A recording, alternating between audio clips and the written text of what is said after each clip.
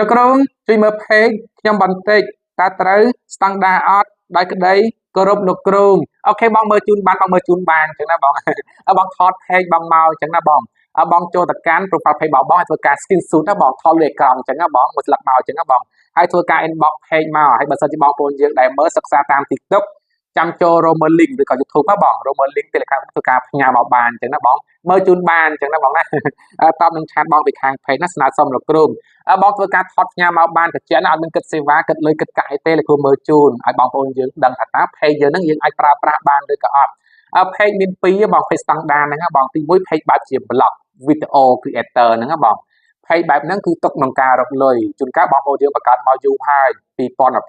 21 22 23 24អាចធ្វើការផ្ញើមកដើម្បីធ្វើការឆែកមើលជូនអញ្ចឹងបងស្តង់ដារឬក៏អត់អញ្ចឹងណាបងណាបើល្អយើងលេងទៅហើយបើសិនជាអត់ល្អទេអានឹងយើងបាច់លេងទេដើម្បីខាត់ពេកខាត់កម្លាំងទី2 page បាជាកម្មលក់ដូររ៉ូស៊ីអនឡាញ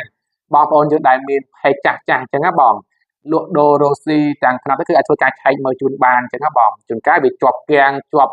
គេថាបិទផ្កាយ warning ប្រមានជាប់ហានិភ័យអញ្ចឹងទៅអានឹងយើងឆែកយើងដឹងទៅយើងមិនបាច់ទៅហៅថាប្រើប្រាស់វាទេយើងលេងថ្មីទៅជាវាគេថាស្ដាយគេថាអស់តែកម្លាំងខាត់តែពេលអញ្ចឹងណាបងណាធ្វើការមើលជូនបានបងបើសិនជាណាគាត់